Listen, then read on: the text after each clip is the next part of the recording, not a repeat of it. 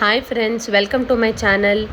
ఈరోజైతే అండి ఎరుకుమాంబ అమ్మవారి టెంపుల్కి అయితే వచ్చామండి. దొండపర్తి దగ్గర ఉంటుంది కదా అది.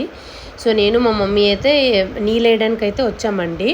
ఇది అమ్మవారి గుడి ఎంట్రన్స్ అనమాట. సో ఇక్కడ ఒకరు ఫ్రీగా బటర్ మిల్క్ కూడా అందరికీ ఇస్తున్నారు. సో ఎవ్రీ వెన్స్డే అయితే అమ్మవారికి మనం నీళ్ళైతే వేస్తామండి. ఓన్లీ వెడ్నెస్డే అనమాట. మార్నింగ్ ఇంకా ఆఫ్టర్ లంచ్ కూడా ఉంటుంది 2 times.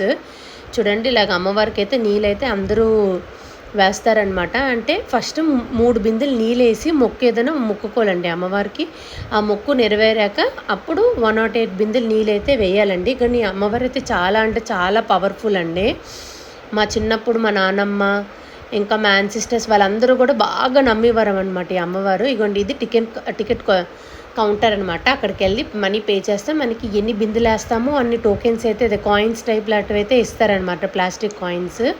సో ఇక్కడ నుంచి బిందె చూసారు కదా రైట్ సైడ్, అక్కడ నుంచి వాటర్ పట్టుకొని ఇలా బిందె పట్టుకొని నడుచుకుంటూ ఇలా రైట్ సైడ్ లోపలికి అమ్మవారి దగ్గరికి వెళ్ళి అయితే నీళ్ళైతే వేస్తామండి. ఈ అమ్మవారు అయితే చాలా అంటే చాలా పవర్ఫుల్ అండి. మీరు ఏం కోరుకున్నా అమ్మవారు ఖచ్చితంగా నెరవేరుస్తారండి. ఈ అమ్మవారిని నమ్ముకున్న వాళ్ళకి దేవుడు ఎప్పుడు మాత్రం అన్యాయం అయితే చేయరండి.